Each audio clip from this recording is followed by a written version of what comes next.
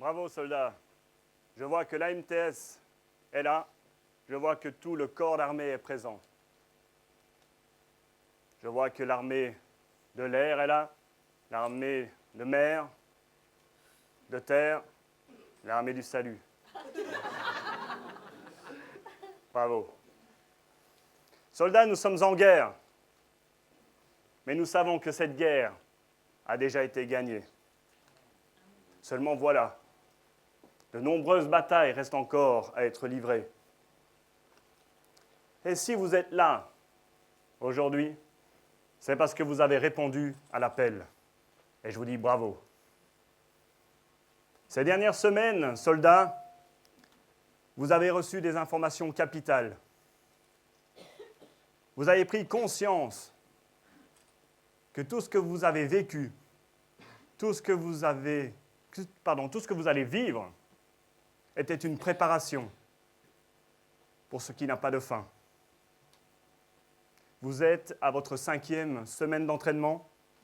Vous connaissez les techniques de combat. Vous savez pourquoi vous êtes ici. Nous nous battons pour gagner le prix.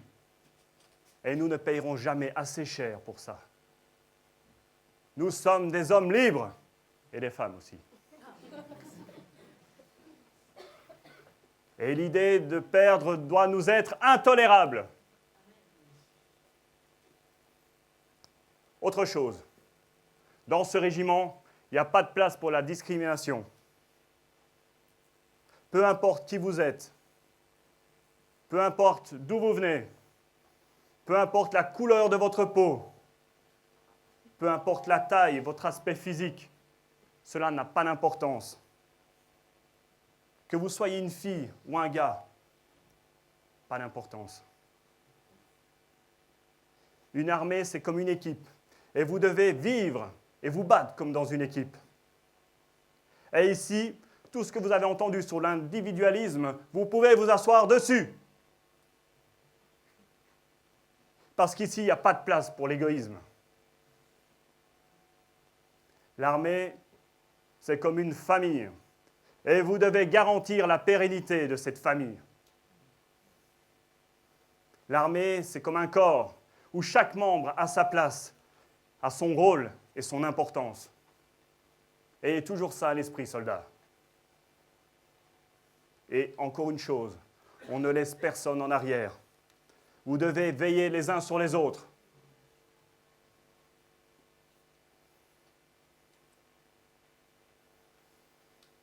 Qu'est-ce que vous êtes, soldats? Le meilleur équipement, mon général! Qu'est-ce que vous êtes, soldats? Nous sommes une unité d'élite, mon général! Et surtout, qu'est-ce que vous avez, soldats? Un moral à toute épreuve, mon général! Qu'est-ce que vous êtes, soldats? Nous sommes les meilleurs au monde, mon général! C'est juste, tout cela est juste, soldats. Mais je ne vais pas vous mentir. Ça ne sera pas toujours facile. Et il y a des moments où quand bien même vous y mettrez tout votre cœur et toute votre force, cela ne suffira pas. Et certains se demanderont, le jour de la bataille, s'ils n'auront pas la trouille ou s'ils n'auront pas envie de fuir face à l'adversité. Et moi, je suis sûr que non. Parce que vous ferez votre devoir, soldats.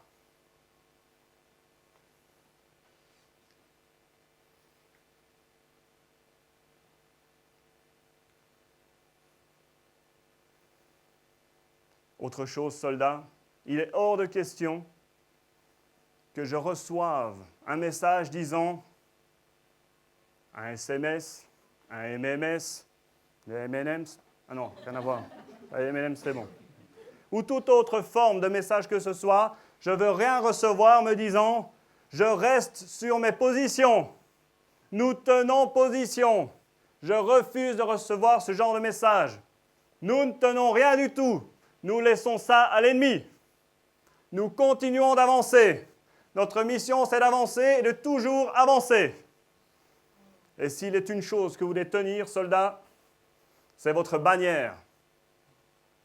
Ou encore l'assurance que vous avez déjà remporté cette guerre.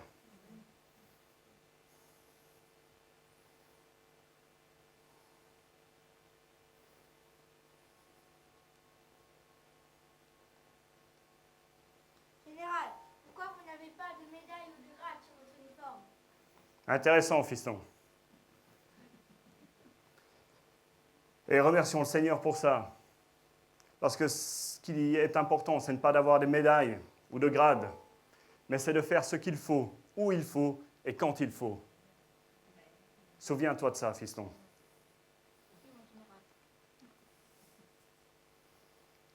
Soldats, faire partie de l'histoire ne dépend que de vous. Et le jour où on vous demandera où vous étiez durant cette guerre, vous n'aurez pas à rougir ou avoir honte parce que vous avez été là où il faut et vous avez fait ce qu'il fallait quand il le fallait. Souvenez-vous de ça, soldats. En résumé, ce qu'on attend de vous, soldats, c'est que vous fassiez la différence. Prenez place.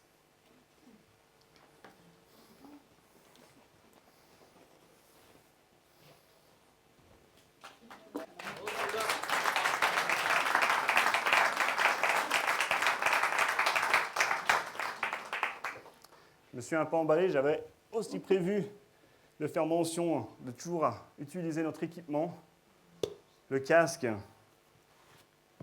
et notre arme, la Bible.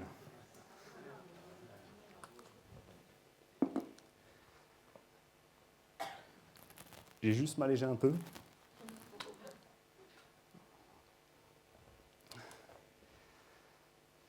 Au travers de ce petit sketch, cette mise en scène, on voulait en tout cas rebondir sur ce que Luc disait la semaine passée, qu'il fallait prendre du plaisir à faire ce que l'on fait dans le ministère. Et je pense que vous avez pu comprendre qu'on aime ce qu'on fait, on aime être avec les jeunes, on aime les faire participer. Et c'était en tout cas un prétexte de faire ce sketch pour vous montrer que vraiment on aime ça et que ce n'est pas toujours évident. Hein. C'est sûr qu'il y a du boulot derrière, de l'investissement, l'énergie à donner, mais on fait ça vraiment de tout notre cœur avec Anne, Claire, et c'est juste génial. Merci aux jeunes de votre participation. C'est super.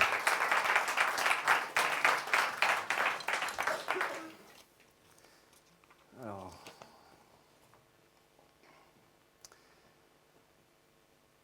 les dernières semaines, vous savez qu'on suit un module de 40 jours, donc découvrir l'essentiel pour nos vies. Et au travers de ces dernières semaines, on a pu analyser les différents objectifs que Dieu a pour notre vie. Et on s'est surtout intéressé au fait que la vie était une préparation. Et une préparation à quoi? À vivre dans l'éternité. Et il y avait 4 choses bien spécifiques qu'on a pu voir, donc 4 objectifs qu'on a vus ensemble ces dernières semaines. Et il était question, premier objectif, de l'adoration, connaître et aimer Dieu. Le deuxième, c'était la communion. C'est apprendre à aimer l'autre, à apprendre à aller vers l'autre et puis de s'intéresser à l'autre. Troisième objectif, c'était le discipolat. Apprendre à devenir comme Christ. Le quatrième objectif, celui de la semaine passée, c'était comment utiliser mon super profil, c'est-à-dire les capacités, les dons que Dieu a mis en moi pour le service. Et en un mot, ça a été résumé par le ministère. Ce qui est assez intéressant dans ces 4 premiers objectifs, c'est toutes des choses qui nous préparent et ce qu'on va vivre aussi en toute éternité avec Dieu. Et aujourd'hui, donc, le prochain objectif, le 5e, quelque chose qu'on ne pourra faire qu'ici, sur Terre. Donc, ayez vraiment bien ça à l'esprit. C'est quelque chose qu'on ne pourra faire que sur Terre. Et on a un Seigneur qui a de l'humour, parce que quand on m'a demandé de participer donc, à ces 40 jours, donc prendre part à un des modules qu'on vous présente, donc on les a reçus par texto, là il y a Luc qui nous a envoyé ça. Donc j'ai lu les différents thèmes, et celui qui m'a sauté aux yeux, c'était « Fait pour accomplir une mission ». Waouh! Je me suis dit ça, il y a de la matière et tout, déjà le titre est accrocheur, donc voilà, ça donne envie, quoi. Et honnêtement, j'ai choisi ce thème simplement par rapport au titre. Et le Seigneur, il a de l'humour parce que je ne m'attendais absolument pas à ce que ça allait impliquer. honnêtement, moi, les 4 premiers objectifs qu'on a parcourus ces dernières semaines, honnêtement, ça me suffisait. Quand on a fait les 4 premiers points, moi, je me suis dit, bon, ok, ben moi, je suis tranquille, j'ai saisi donc, ce que Dieu a fait, ce qu'il a fait pour moi. Et puis, donc, je me suis dit, mais avec tout ça, ben, je suis paré, donc j'ai plus rien à faire. J'ai accepté le Seigneur dans ma vie. Donc, je suis dans l'église, je sers au niveau de les jeunes, donc j'ai un ministère. Les 4 points sont remplis, je suis tranquille. Eh ben non. Eh ben non. Il y avait un 5e objectif. Et même, avec ce 5e objectif, j'avais tout faux sur la manière de comprendre, fait pour accomplir une mission. Parce que c'est vrai qu'on a un ministère dans l'Église, d'accord ?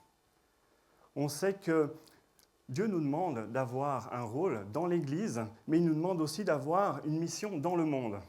Hein ? S'il nous demande d'avoir un ministère auprès des croyants, il nous demande aussi d'avoir une mission auprès des non-croyants. Et puis dans Jean 17, 18, Jésus dit, « Comme tu m'as envoyé dans le monde, moi aussi, je les envoie. » 5e objectif, donc, accomplir une mission. Donc, il nous envoie. OK.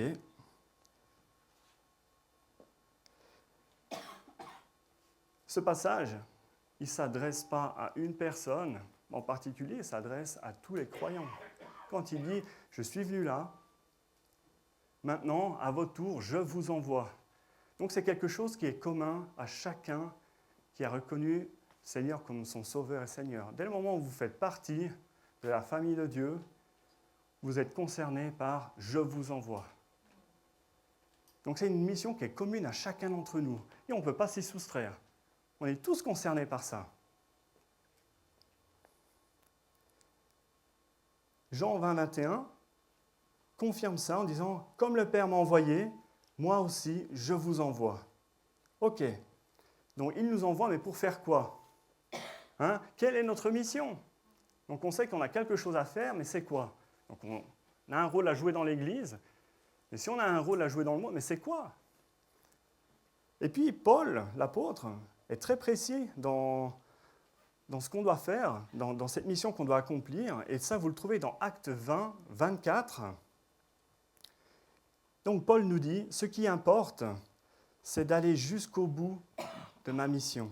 Ce qui m'importe, c'est d'aller jusqu'au bout de ma mission, donc suspense toujours. Et il rajoute d'achever la tâche que m'a confiée le Seigneur. Donc il rajoute encore un peu de suspense. Et puis là, pour finir, il dit, c'est d'annoncer la bonne nouvelle de la grâce de Dieu. Mystère. Donc on sait ce qu'on doit faire, d'accord ? Donc annoncer la bonne nouvelle de la grâce de Dieu. Mon 5e objectif, accomplir ma mission, c'est en fait partager la bonne nouvelle que Dieu nous a donnée. Une fois que je sais ce que Dieu a fait, une fois que je sais que Dieu est à la barre, que c'est lui qui mène la danse, c'est lui qui a les choses en main, une fois que je sais que ma vie n'est pas un accident, qu'elle a un but, qu'elle a un sens, ce que Dieu attend de moi, c'est que je partage avec les autres personnes tout ce que j'ai compris au travers des 4 premiers objectifs qu'on a vus ensemble. C'est ça ce que le Seigneur attend de nous. Ce que Dieu attend de nous, c'est une fois que vous avez compris ces choses, vous ne les gardez pas pour vous, vous allez en parler. Vous allez propager cela autour de vous. C'est ce que j'attends. Que vous ne soyez pas là statique, que vous ne restiez pas dans l'Église. Alors certes, vous avez quelque chose à faire dans l'Église, que ce soit au niveau de la louange, au niveau des jeunes. Il y a d'autres exemples, mais ça ne suffit pas. Dieu attend de nous que nous répandions la bonne nouvelle. Et il y a un mot qui existe, que tout le monde connaît, ou en tout cas a déjà entendu parler, que ce soit les croyants ou les non-croyants, c'est le mot évangélisation. Et encore une fois, j'avais un tas de préjugés, d'idées préconçues par rapport à ce mot. Pourquoi ? Parce qu'en fait, bien souvent, ça nous fait penser à des choses telles que les téléévangélistes, le fait de mettre la main au portefeuille, de devoir donner de l'argent. Donc, c'est toutes des choses qu'on a là en tête. Ce n'est pas la question, hein. C'est simplement, c'est ce que j'avais moi dans ma tête. À chaque fois que j'entendais ce mot, ça impliquait toujours de se mettre dans une situation un peu inconfortable. Le mot évangélisation, ça voulait dire, bon, ok, évangélisation, donc il faut que je me lève tôt parce qu'il y a une campagne, oh, ok, on y va, machin. Non, ah ouais, il faut préparer les prospectus. En fait, ça mettait en place un tas de choses. Et puis on ne le faisait pas, enfin en tout cas moi je ne le faisais pas forcément avec plaisir. Et je ne comprenais pas le but, l'impact que l'évangélisation devait avoir. J'avais des idées préconçues parce que je pensais que c'était Dieu qui avait choisi une ou deux personnes spécifiquement pour l'évangélisation. Je pensais que c'était un ministère à part entière où il disait à un gars ou deux ou une femme, « Ok, ben toi je t'établis et tu vas annoncer ma parole. » Et je me disais, ben ce gars-là il est fantastique, disons, il en faut du courage. Hein. Bravo, vas-y mec. Ouais, ben je suis là, je pose juste les prospectus. Hein. Ouais, j'ouvrirai les portes. S'il faut, je mets le chauffage, mais vas-y. Donc, le minimum. Juste le minimum pour faire ce qu'il faut, mais pas la vision et l'impact de ce qu'est l'évangélisation. Et vraiment, au travers de cette préparation, de ce que je suis en train de vous partager, c'est vraiment de rétablir ce qu'est l'évangélisation. Et le mot grec traduit tout simplement « bonne nouvelle ». C'est simplement ça. Bonne nouvelle. Il y a même le mot anglais qui est sympa, qui dit « gospel ». Va dire. C'est juste génial, quoi. Bonne nouvelle, va dire. Et bien souvent, on se complique les choses pour rien du tout. Pour rien du tout. Alors, une fois que je sais ce que je dois faire,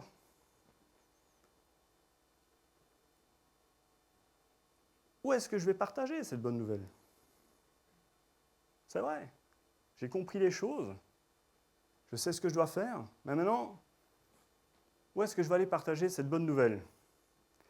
Et dans Acte 1, verset 8, il nous est dit « Et vous serez mes témoins à Jérusalem, dans toute la Judée, dans la Samarie et jusqu'aux extrémités de la terre. » Alors là, tout est englobé, tout est dit, machin, donc ok, j'avais déjà pas compris ce que c'était que l'évangélisation, et maintenant il faut aller jusqu'aux extrémités de la terre. Waouh! Le Seigneur a de l'humour, n'est-ce pas? Et lorsque Jésus dit à ses disciples, parce que c'est avec ses disciples qui discutaient à ce moment-là, donc il se trouvait à Jérusalem. Et vous avez vu dans le passage, il est question premièrement de Jérusalem. Donc ça veut dire, là où vous vous trouvez déjà, partagez cette bonne nouvelle. Pas besoin de se compliquer déjà d'avance les choses en disant, il faut que j'aille à l'autre bout de la terre. Non, il dit, premièrement, partage avec les gens qui vivent à côté de toi, les gens de ta famille, de ton quartier, de ta ville, les gens qui vous sont le plus proches. C'est ça que ça veut dire, Jérusalem. Annonce la parole, la bonne nouvelle à ceux qui t'entourent. Et après, le Seigneur, il met la barre un peu plus haut. Il parle de la Judée et de la Samarie. Et c'est intéressant parce que, déjà, c'est une région qui est plus loin, donc on sort un petit peu de nos limites, mais en fait, il est surtout question d'une différence de culture. Et ça, c'est déjà un peu plus compliqué, d'aller vers des gens qui sont différents de nous, qui raisonnent différemment, qui ont une éducation complètement différente. Et le Seigneur nous dit, il faut que tu ailles aussi annoncer la bonne nouvelle à ces personnes-là. Waouh! Il faut que j'aille dans mon quartier, puis après il faut que j'aille un peu plus loin avec des gens que je ne concevais pas d'aller discuter parce qu'ils ont un accoutrement complètement différent de moi, parce qu'ils s'expriment différemment de moi.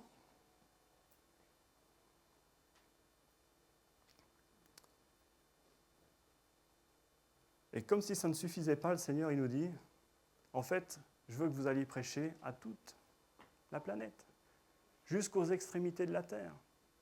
Il ne met aucune limite parce que nous avons un Dieu sans limite. Il fait les choses dans l'ordre. On commence déjà avec ce qui est à côté de nous. Et plus on avance, plus on commence à propager cette bonne nouvelle, plus ça a un effet domino. Plus vous avez envie de propager cette bonne nouvelle, plus vous avez envie de la communiquer. Et puis c'est simplement des fois des gens de passage et qui vont être impactés par ce que vous allez leur partager, qui eux après vont retourner là où ils vivent et ils vont après eux à leur tour impacter les gens. C'est ça en fait, l'effet domino.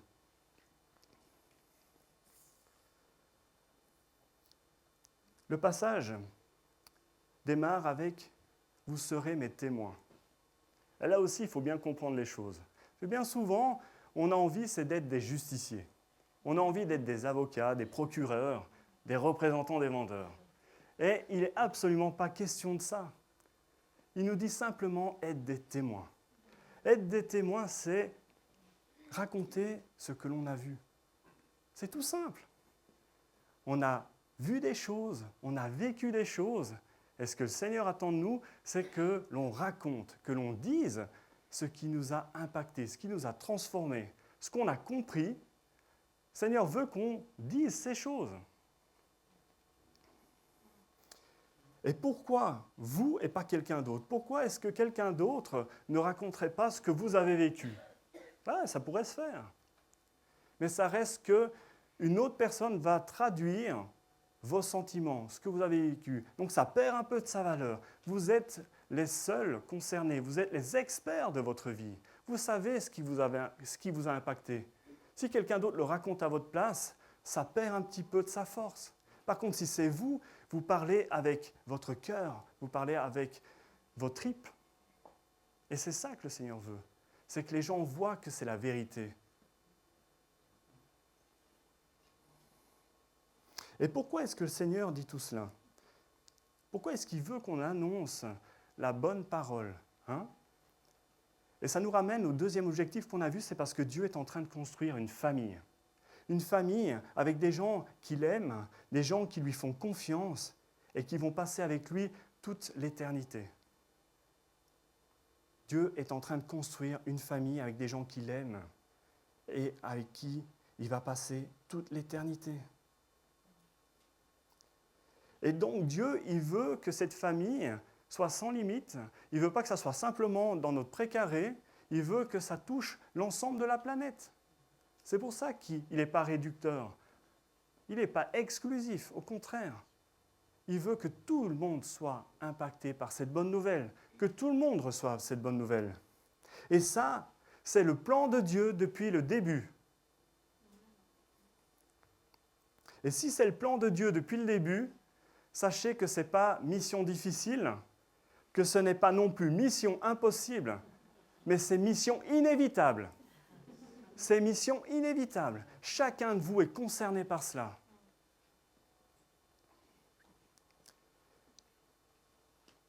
Le passage que je vais vous donner maintenant inscrit bien ça. Éphésiens 3,16. Selon le dessein éternel qu'il a mis à exécution par Jésus-Christ notre Seigneur. Voilà. Dieu nous a choisis pour accomplir cette mission. C'est le Seigneur qui a démarré cette mission. Imaginez que c'est une course relais. Le Seigneur démarre cette course, il a le bâton, il court. Et puis donc il va nous tendre le bâton à un moment donné, et c'est à notre tour après de prendre ce bâton et puis de prendre le relais et de courir jusqu'à la prochaine étape. C'est ça que ça veut dire. Le Seigneur est venu, il a démarré les choses, et ce qu'il faut, c'est que nous, on poursuive ce qu'il a démarré. C'est ce que ce verset nous dit. Il a exécuté, il a mis en marche ce plan de Dieu, d'annoncer la bonne nouvelle. Et c'est juste génial parce que quelque part, ce verset, il est en train de dire que Dieu met le futur du monde entre nos mains. Dieu met le futur du monde entre vos mains. Et c'est incroyable, ça, vous imaginez? Dieu met les choses entre vos mains. Il a toute confiance en vous. Et il vous dit, c'est bon, tu as la bonne nouvelle, vas-y. Et imaginez Dieu dans le ciel, d'accord? Et un ange passe. Et Dieu appelle cet ange et lui dit, hey, tu sais quoi? Mon plan, c'est de donner la bonne nouvelle à mes enfants et de faire en sorte qu'ils la partagent. Puis l'ange écoute et attentif, il répond à Dieu en disant, mais qu'est-ce qui se passe s'ils ne le font pas? Est-ce qu'il y a un plan de secours? Et Dieu répond, il n'y a pas de plan B. Il n'y a pas de plan B. Vous êtes le plan A, final. Point final, il n'y a pas de plan B. Il n'y a pas de plan de secours. Cette mission est vraiment le plus grand privilège que Dieu nous donne. Faire partie de l'histoire. Il n'y a pas de plan de secours, il n'y a pas de plan B. Alors, comment entrer dans l'histoire? Moi, j'ai envie de rentrer dans l'histoire. Je ne sais pas vous, si vous avez envie de rentrer dans l'histoire, si vous avez envie de marquer l'histoire, mais moi, j'ai envie de marquer l'histoire. Une fois que j'ai compris ça, je me dis, mais moi, je veux impacter, je veux laisser une trace. Et pas pour être glorifié ou quoi que ce soit, mais je veux que ça ait un sens, que ça ait un but. Ok, j'ai reçu des choses, je veux les partager et je veux que ça impacte les gens qui m'entourent. Que ce soit au niveau du travail, que ce soit au niveau de l'école, du collège, du lycée, l'université. Que ce soit avec les amis, quand on fait une sortie. Je veux que ça soit ma manière d'être, ma manière de vivre qui impacte les gens, que les gens se disent, mais bon sang, mais qu'est-ce qu'il y a, ce gars? C'est ça, en fait, apporter la bonne nouvelle. C'est être différent de ce qu'on voit dans le monde. C'est que les gens aient envie de savoir qu'est-ce qui ne va pas chez vous. Et ce qui ne va pas chez vous, c'est Dieu. Et en fait, c'est paradoxal parce que c'est que tout va bien. Mais ça ne veut pas dire que ça sera facile. Attention.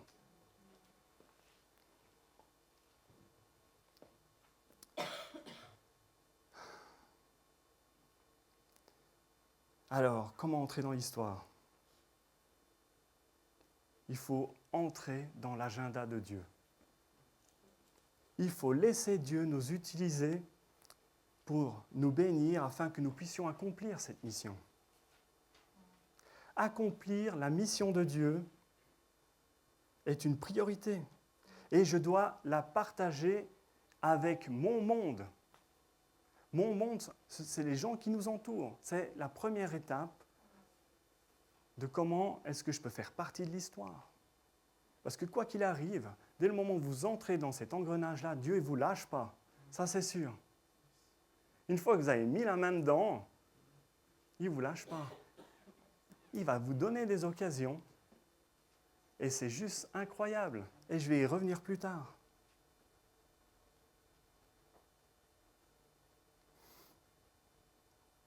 Pour vous donner aussi un exemple de ce point de départ qui démarre avec notre monde, mon monde, c'est dans Luc 8, 39, où Jésus guérit un homme. Et puis cet homme veut tout de suite suivre Jésus. Il est prêt à tout lâcher et à suivre Jésus. Et Jésus lui dit, attends, non. Ok, va pas trop vite. Retourne dans ta maison et raconte tout ce que Dieu a fait dans ta vie. Et il le fait. Il rentre chez lui et il raconte tout ça. Luc 8, 39. Retourne dans ta maison et raconte tout ce que Dieu a fait dans ta vie.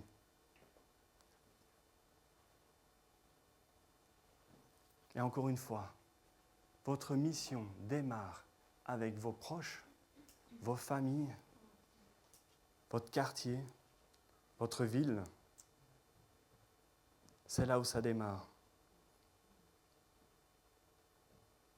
Ce que Dieu veut qu'on fasse, c'est qu'on propage cette bonne nouvelle autour de nous, que ce soit des voisins, des collègues, des amis. Ayez vraiment ça à l'esprit. Ça commence simplement en étant soi-même, un bonjour, et après on exprime quelque chose qui nous a marqué peut-être cette semaine, et c'est le bon créneau pour démarrer une discussion en disant « Mais tu sais ce que j'ai vécu cette semaine? J'ai fait une soirée Far West avec les jeunes hier. » « Ah ouais? Et qu'est-ce que ça veut dire? Écoute, simplement qu'on les a invités, on a fait une fête sur le thème de l'Ouest américain. Et puis ça crée une discussion. Et dans quel cadre est-ce que tu fais ça? Dans le cadre de l'église dans laquelle je me trouve. Et puis donc je m'occupe de toute une équipe de jeunes fantastiques. Ils sont tous motivés. Et puis donc on s'amuse, mais surtout on parle de Dieu. Parce que c'est ça le point essentiel de nos rencontres, c'est qu'on parle de Dieu. Ah bon, vous parlez de Dieu? Et les jeunes sont intéressés par ça? Oui. Parce que bien souvent, on croit que Dieu est un sujet inintéressant. Et les gens ont soif. Ont soif de ce qu'ils n'ont pas. Encore une fois, ce que vous avez à l'intérieur d'eux, ils ont envie de le connaître, ils ont envie de le vivre. Et simplement le fait de dire ces choses, les gens ont envie de se l'approprier. Soyez communicatifs, soyez vrais dans ce que vous êtes. Pas besoin de compliquer les choses. Être soi-même, être tout simplement soi-même. Ok. Qu'est-ce qui pourrait être un frein au fait de propager cette bonne nouvelle? Moi, j'en ai relevé en tout cas 2, mais je pense qu'il y en a plusieurs. Ce serait qu'on pense à la place des autres. Je ne sais pas si ça vous arrive, mais moi, ça m'arrive de dire « Ok, ça ne l'intéresse pas. Non, c'est pas pour lui, ça. De toute façon, il est trop occupé. Il n'a pas le temps. Avec toutes les activités qu'il a, ce gars-là, de toute façon, ça va lui passer au-dessus de la tête. Parler de Dieu, de ce que je vis. Non. Il n'est pas prêt. Non, ce gars-là, il n'est pas prêt. T'as vu les problèmes qu'il a? Non, ce gars-là. Je vais encore attendre un peu. » Toutes des choses, je pense, qu'on a en tout cas ou pensé ou imaginé. Ce n'est pas un jugement, c'est simplement que souvent on réagit de manière assez primaire. Et il faut faire juste attention à ça. Après, il y a aussi les excuses qu'on se trouve à nous-mêmes. Ça, c'est assez intéressant parce que je n'ai pas le temps.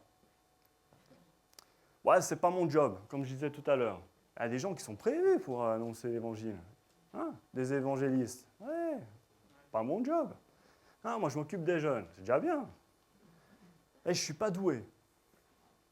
Mais moi, je ne suis pas doué. Ou alors, mais moi, je ne parle pas la langue du gars. Moi, je ne vais pas y aller, franchement. Déjà, on ne va pas se comprendre. Ou la timidité. Moi, je vais vous dire. Encore une fois, c'est une liste qui n'est pas exhaustive. On peut en trouver des tonnes, des tonnes. Pas le temps. Mais c'est que des mensonges.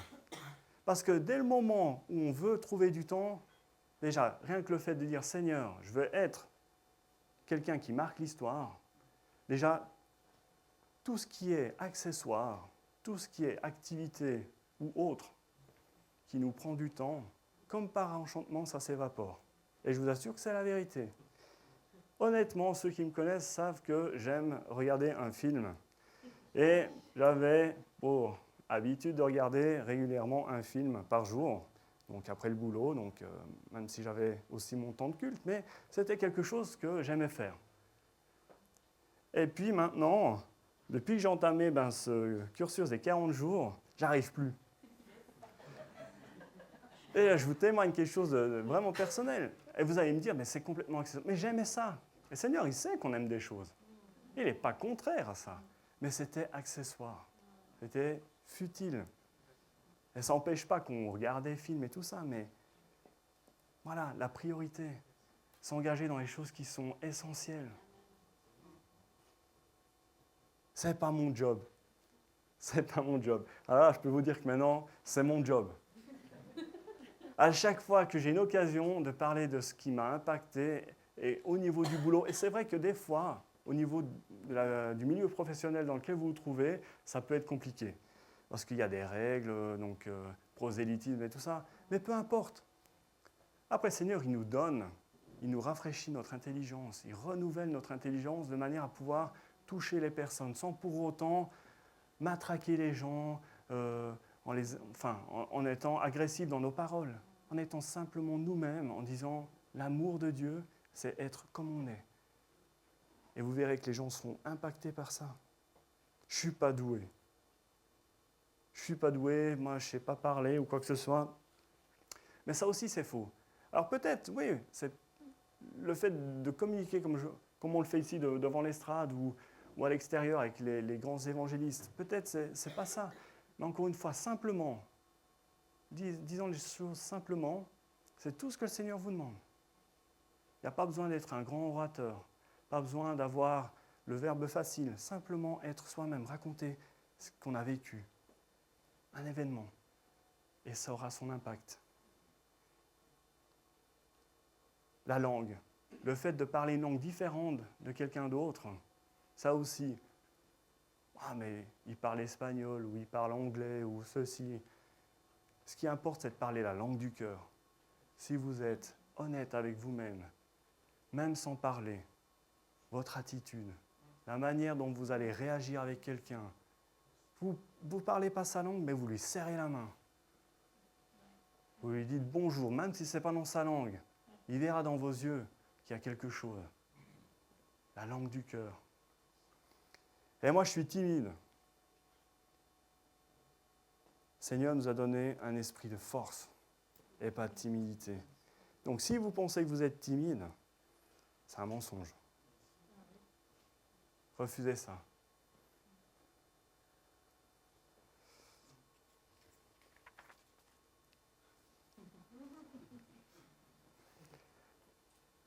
Donc, refusez toutes ces excuses, parce que franchement, elles sont fausses. Et Dieu, il vous donne des multitudes d'occasions de pouvoir annoncer la parole. Que ça soit quand vous allez chercher le pain, donc le boulanger ou la boulangère, que ça soit à la crèche quand vous allez chercher les enfants, que ça soit à l'école avec les amis, que ça soit quand vous allez chez le coiffeur ou à la manucure, peu importe, que ça soit pour un entraînement sportif ou que vous alliez à la répétition de vos groupes musicaux. Dieu donne toujours des occasions de pouvoir parler de lui, de ce qu'il a fait dans vos vies. Et il faut simplement être prêt à rebondir sur les situations qui sont là devant nous, pas remettre au lendemain. Oh, de toute façon, je le verrai demain. On a une autre répétition. Oh, de toute façon, demain, je vais encore chercher le pain. Donc, c'est bon. Remettez pas toutes les occasions que Dieu met devant vous. Sautez sur l'occasion de parler de ce que Dieu a fait dans vos vies.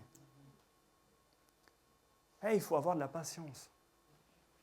Ça ne va pas forcément être un déclic comme ça. Il faut vraiment être patient dans ce que l'on dit, dans ce que l'on fait, parce que les gens, ce n'est pas des pantins non plus. Ils sont là devant vous, mais ils vous regardent, ils vous examinent. Il faut que vous soyez vrai dans ce que vous dites et dans ce que vous faites. Et il faut faire preuve de patience. Il faut être régulier dans ce qu'on fait, dans ce qu'on vit. Il faut être dans l'honnêteté. Parler d'intégrité. Lors d'un message que Pierrick avait annoncé, être intègre, ça fait toute la différence. Il faut vraiment prendre conscience de ces choses, c'est que le monde, les personnes qui sont dans le monde, observent les chrétiens. Et si vous ne faites pas la différence, si vous ne marquez pas la différence avec quelqu'un d'autre, ils vont se dire, mais il ne m'intéresse pas ce gars. Il est en train de dire quelque chose, il fait le contraire. Donc faites attention. Soyez dans l'intégrité, soyez dans la continuité, dans la régularité. Soyez vrai, soyez vous-même. Soyez vraiment animés par l'Esprit de Dieu. Dieu veut nous employer. Et encore une fois, il met un tas de choses devant nous pour que nous soyons des témoins actifs. Et si vous voulez des exemples, vous pouvez distribuer des livres qui se trouvent à la librairie, vous pouvez distribuer des CD, des DVD, vous pouvez faire un tas de choses. Distribuer des prospectus, vous pouvez faire du porte-à-porte, vous pouvez faire un tas de choses. Si vous voulez des idées, on peut vous en donner. Il y a des tas de choses qui peuvent être faites. En plus, c'est Noël. La librairie est là-bas. C'était pas prévu, j'ai juste improvisé, je suis désolé. Ok, alors pourquoi est-ce que je devrais annoncer cette bonne nouvelle? C'est vrai, une fois que j'ai eu ces 4 objectifs compris, digérés, je les ai appliqués, hein, le 5e objectif. Mais pourquoi est-ce que je devrais expliquer tout ce que Dieu a fait dans ma vie? Est-ce que vous vous êtes déjà demandé pourquoi est-ce que votre cœur battait encore?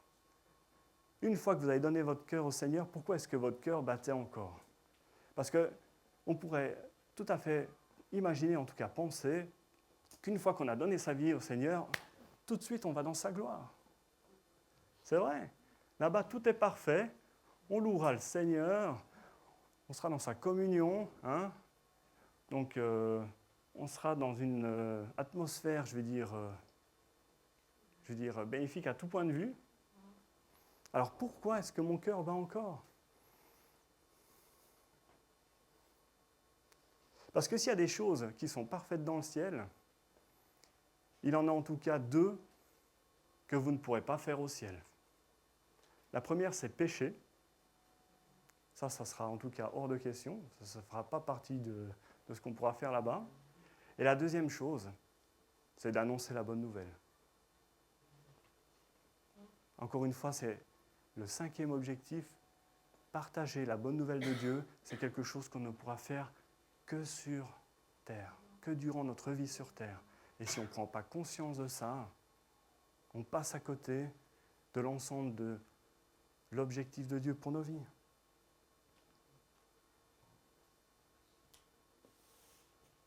Donc si ton cœur bat encore, c'est parce que ta mission n'est pas achevée. Ta mission d'annoncer la parole de Dieu n'est pas achevée. 2 Pierre 3,9 nous dit « Le Seigneur ne veut pas que qui que ce soit aille à sa perte. » Je pense que ça veut tout dire.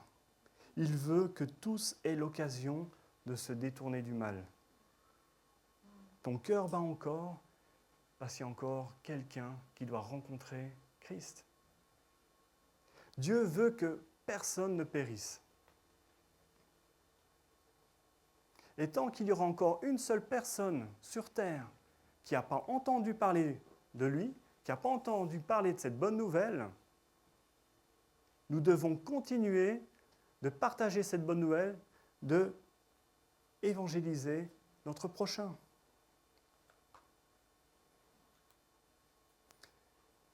Et ça, c'est vraiment l'objectif de Dieu pour nous, c'est que nous soyons son plan A.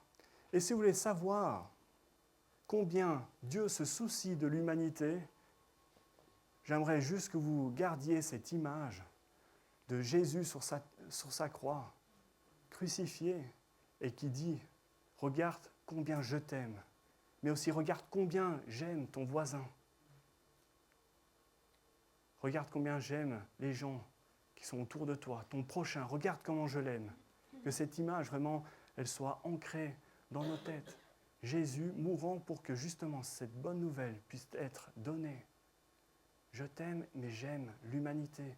Et ton job, c'est d'annoncer la bonne nouvelle. Prends conscience de ça.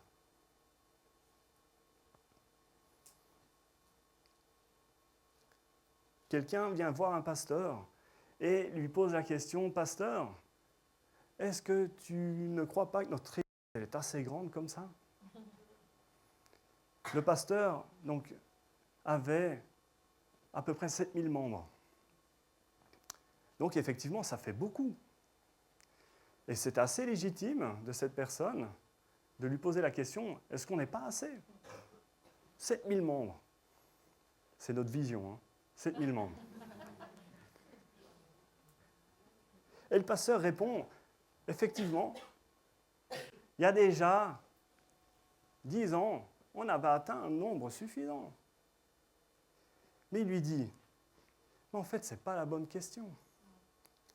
Ce n'est pas la bonne question. Ce n'est pas, est-ce que nous croissons pour notre bien?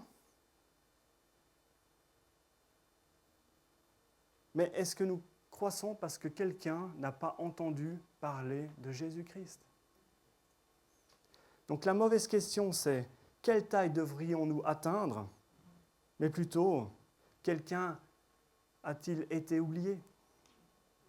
C'est surtout ça qu'il faut avoir en tête. Est-ce que quelqu'un n'a pas entendu parler de l'amour du Seigneur. Et je crois que maintenant, ils sont 15 000.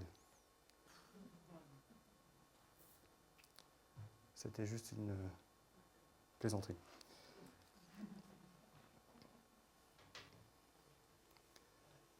Annoncer la parole de Dieu. Si vous considérez cela, vous entrez vraiment dans le plan A de Dieu et faire partie de l'histoire. Et toute Église qui ne veut pas entrer dans ce concept de l'évangélisation décrète au monde, vous pouvez aller en enfer. C'est dur comme phrase. Mais dès le moment où vous n'entrez pas dans ce plan, vous décrétez que les gens peuvent aller en enfer. Et moi, je refuse ça personnellement. Moi, je veux entrer dans ce plan d'annoncer la bonne nouvelle. Maintenant que je sais que c'est mon job, que c'est ma partie, que c'est ma mission, je ne veux pas passer à côté. Certes, il y a des choses que je fais dans l'Église, mais maintenant, je veux avoir à cœur ça, c'est de propager cette bonne nouvelle autour de moi. Et surtout, que jamais on puisse me dire que j'ai manqué une occasion de toucher, d'impacter quelqu'un. Parce que cette personne risque d'aller en éternité sans Dieu. En éternité sans Dieu. Cette personne va en enfer. C'est ça que ça veut dire. Dans le sketch, il était question de ne pas faire preuve d'individualisme, d'égocentrisme. Au contraire. On est un corps où chacun a sa place. C'est vrai, on a des choses à faire dans l'Église. Mais on a une mission dans le monde. Et si on ne prend pas ça à cœur, on passe à côté de ce que Dieu avait prévu dès le départ. Construire une famille qui n'a pas de limites. Sans limites. Nos limites. Hein? C'est le nom du groupe de jeunes.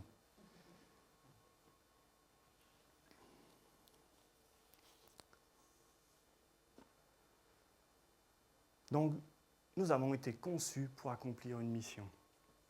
Nous avons été conçus pour partager la bonne nouvelle de Dieu. Mais partager avec mon monde ne suffit pas. Je dois aussi oser évangéliser au-delà de mon monde. C'est vrai que démarrer avec ceux qui nous entourent, ceux qu'on aime, les voisins, les collègues, les amis, c'est une bonne chose. Mais l'amour me dicte de sortir de ma zone de confort et de propager cet amour que j'ai reçu autour de moi. Et ça va me diriger vers des gens qui sont d'un milieu différent, d'une culture différente, d'une éducation différente, d'un langage différent, ou même d'une catégorie socio-professionnelle différente de la mienne. Mais notre mission, si nous nous en imprégnons, elle aura un impact éternel. Encore une fois, vous placez les gens devant deux choix. C'est le ciel ou l'enfer. Et nous devons tout risquer pour répandre ce message. Et ça aussi, ce n'est pas évident. On doit tout risquer pour répandre le message de la bonne nouvelle. C'est comme si vous aviez le remède du sida. Hein? Vous connaissez la meilleure façon de pouvoir éradiquer ce mal, et puis vous ne le dites pas. Vous imaginez? Vous avez la possibilité d'aider l'humanité, et puis vous ne le gardez que pour vous. Et c'est rien en comparaison du message d'amour, la bonne nouvelle. Vous détenez cette information, et vous avez un devoir, c'est de communiquer ce que Dieu a fait dans vos vies. Alors faites-le. Et Dieu dit sans cesse, allez, dites, vas-y, partage, continue, avance. On ne tient pas position, on continue, on avance, on propage. Vous devez aller toujours, encore. Dis ce que j'ai fait pour toi. Je dois oser évangéliser au-delà de mon monde. Galates 6:2. Aidez-vous les uns les autres à porter vos fardeaux. Et de cette manière, vous accomplirez la loi de Christ. La loi de Christ. Aime ton prochain comme toi-même. C'est ça, la loi de Christ. Si tu aimes ton prochain tu as envie de lui communiquer ce que Dieu a fait pour toi. Tu ne peux pas rester là avec cette information. Tu dois la donner, tu dois propager ça, tu dois communiquer ça. Sans quoi, tu n'as pas compris. Il faut relire le bouquin depuis le début. 40 jours.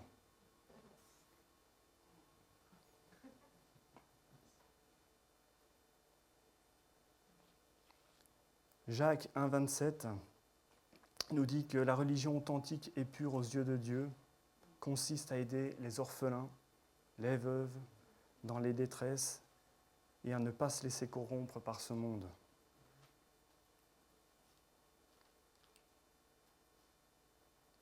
Jésus a toujours été dans les milieux les plus compliqués, les plus défavorisés.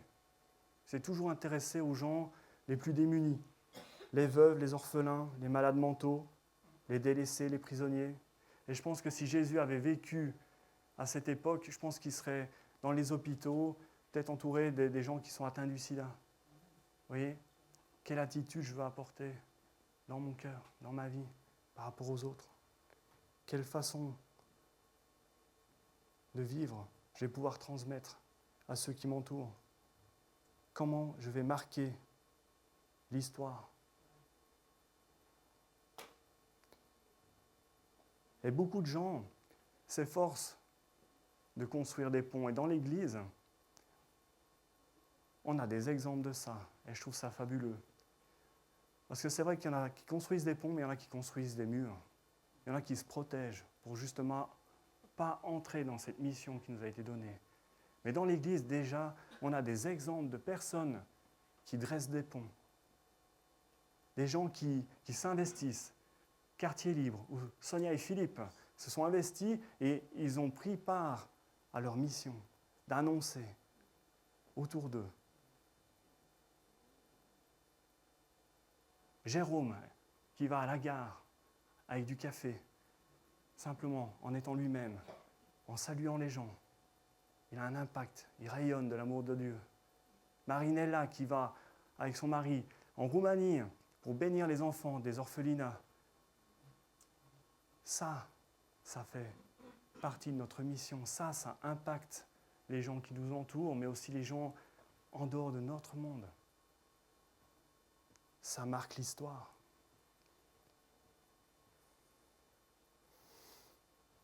Étendre mon monde, c'est nous ouvrir à l'extérieur. Tendre la main à quelqu'un qui est différent de moi. Et ça a un effet dynamique, encore une fois, un effet domino. Vous pensez des fois que ça n'a pas d'action, que ce que vous avez fait a été fait en vain. C'était un coup d'épée dans l'eau. Détrompez-vous. La moindre petite semence que vous avez jetée, que vous avez plantée, c'est jamais perdu.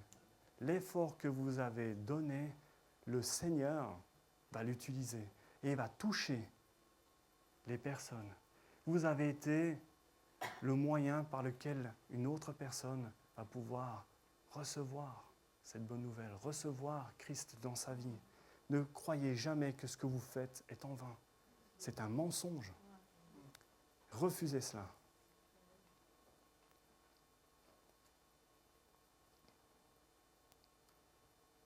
Un jour, nous tiendrons devant Dieu et il procédera à un audit. On va se trouver devant le Seigneur, là-haut, et il va séparer en deux groupes, les brebis et les boucs. Et comme par rapport au sketch de tout à l'heure, où on n'aura point à rougir, point à avoir honte de ce qu'on aura fait, le Seigneur va nous demander qu'est-ce qu'on aura fait de notre vie ici sur terre.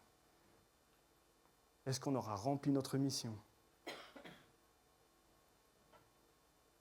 Et le Seigneur, il est clair dans ce qu'on doit faire. Matthieu 25, 35, 36, Matthieu 25, versets 35, 36, il dit « Car j'ai souffert de la faim, et vous m'avez donné à manger. J'ai eu soif, vous m'avez donné à boire. J'étais un étranger, vous m'avez accueilli chez vous. J'étais nu, et vous m'avez donné des vêtements.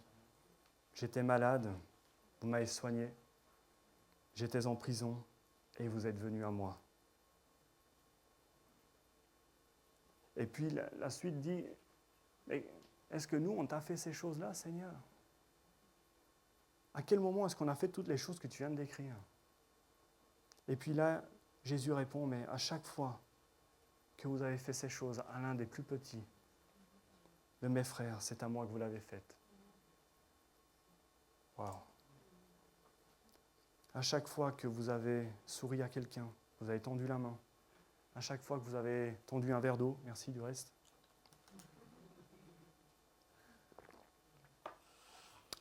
À chaque fois que vous avez tendu un verre d'eau à quelqu'un, à chaque fois que vous avez été disponible pour quelqu'un, à chaque fois que vous avez fait un emballage cadeau, comme je pense que ça a été fait ces dernières semaines aussi pour les orphelinats. À chaque fois que vous avez fait ça, c'est comme si vous l'aviez fait pour le Seigneur. Et c'est important de comprendre ce que c'est que d'être enfant de Dieu. Parce que être enfant de Dieu, c'est de guérir et de restaurer les vies brisées. Alors on est au clair avec le fait que c'est Dieu qui opère tout cela, mais il veut qu'on se mette en mouvement. Dieu ne fait pas les choses sans nous. On fait partie de son plan A. Son plan A, c'est-à-dire qu'il faut qu'on agisse. On a un Dieu tout-puissant, que rien n'arrête, c'est vrai. C'est lui qui restaure les vies brisées. C'est lui qui vient, qui guérit. Mais il le fait au travers de nous, par nos prières, par nos attitudes. C'est ça, partager la bonne nouvelle. Et c'est vrai que de s'investir, de prendre part à cette mission, ça va nous coûter cher. Ça va nous coûter dans l'énergie, dans l'effort, peut-être même parfois de l'argent. Parfois, ça peut aussi nous coûter notre vie privée. On doit donner du temps, alors qu'il y a les enfants, il y a le conjoint ou la famille en général. Des fois, ça nous coûte. Mais Dieu a promis une récompense éternelle. Et ça, vous le trouvez dans Marc 10, 29, où Jésus dit « Vraiment, je vous l'assure, si quelqu'un quitte à cause de moi et de l'Évangile, on parle de la mission, hein, il recevra, et attention, 100 fois plus dès à présent. 100 fois plus, c'est-à-dire 10 000% d'intérêt. Sur Terre, il n'y a rien qui fait ça. 10 000% d'intérêt. Vous investissez et vous recevez 10 000% d'intérêt. Waouh! Moi, je ne veux pas passer à côté de la mission.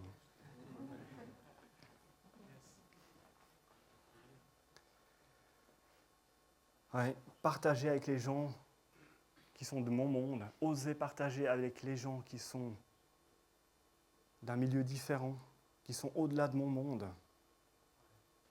Si je considère cela, c'est que j'entre vraiment dans le plan de Dieu. C'est que je me soucie de ce que se soucie Dieu. Et c'est ça qui est important. Et ça nous amène à un niveau spirituel différent. Ça nous amène à une maturité spirituelle.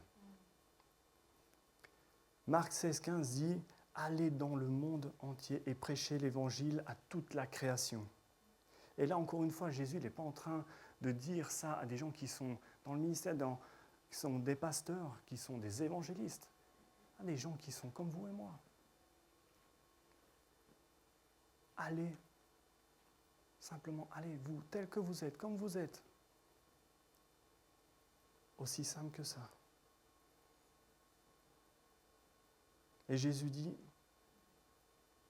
« Suivez-moi et je ferai de vous des pêcheurs d'hommes. »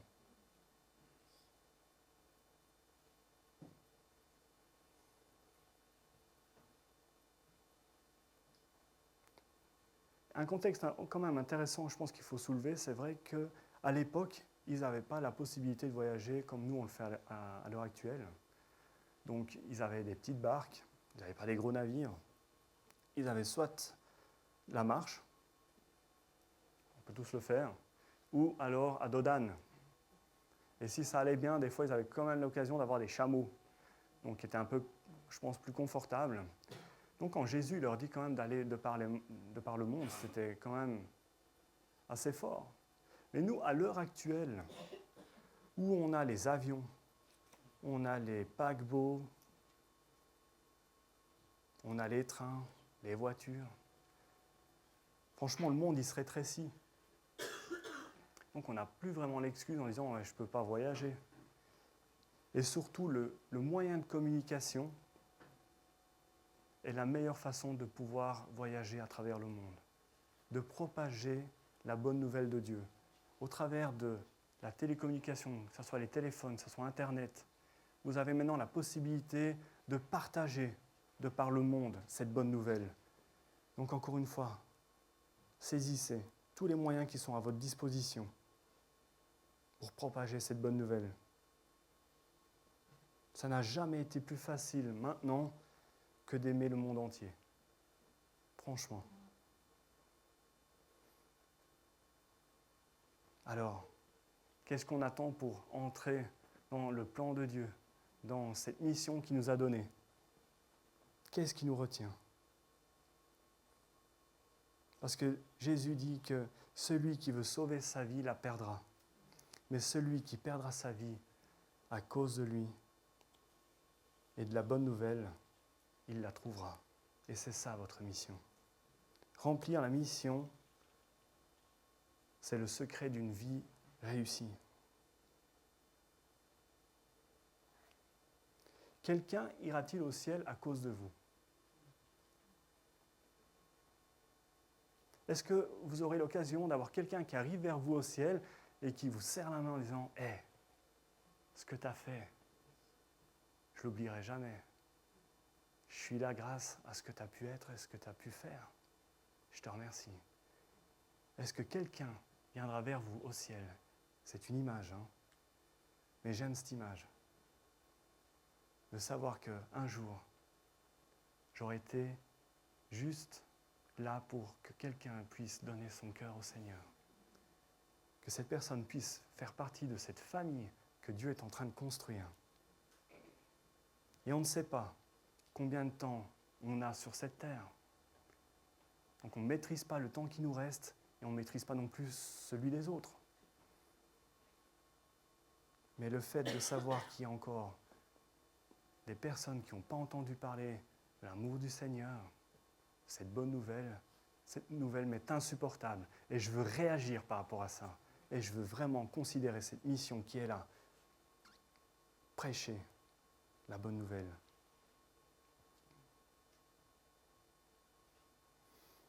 Le prédicateur qui a mené cette campagne des 40 jours avait pour devise, et je l'ai noté parce que je trouvais ça assez fort, c'est qu'il voudrait que, lorsqu'on l'enterre, l'épitaphe de la pierre tombale soit celle-ci. Il a servi l'objectif de Dieu en son temps. Il a servi l'objectif de Dieu dans sa génération. Waouh! C'est excellent. Quand j'ai lu ça, je me suis dit, il n'y a rien de plus important que ça. Accomplir ce que Dieu veut de moi.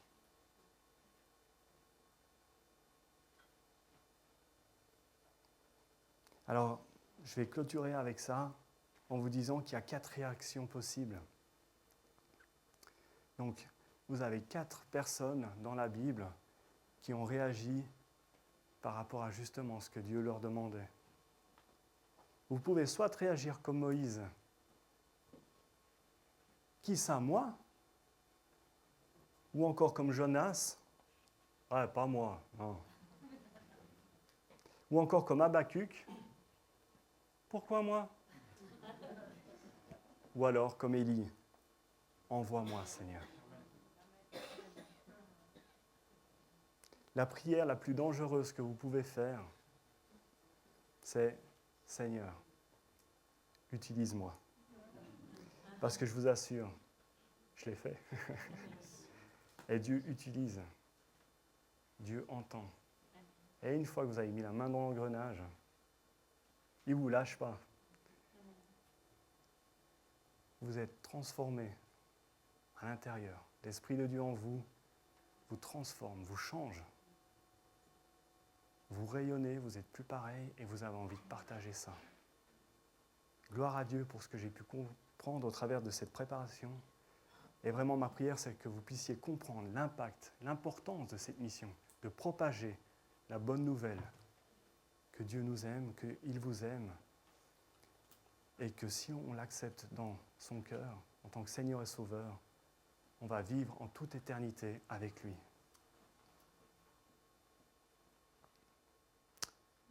Et je vous remercie pour tout cela.